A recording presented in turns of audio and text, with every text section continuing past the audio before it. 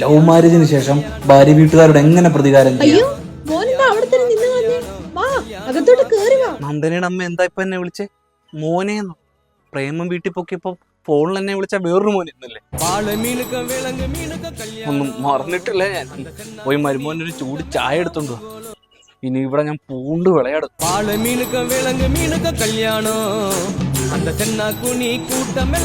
Hello, നന്ദനയുടെ daddy. By the by, നാട്ടുകാരൊക്കെ എന്തു പറയുന്നു? അതെന്താ മോനെ അങ്ങനൊരു ചോദ്യം? അല്ല, പ്രേമം വീട്ടിൽ പൊക്കിയപ്പോ ഡാഡിക്കല്ലായിരുന്ന പ്രശ്നം. നാട്ടുകാരെന്തു പറയുന്നു?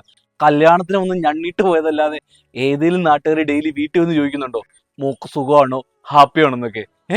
പറയണം മിസ്റ്റർ.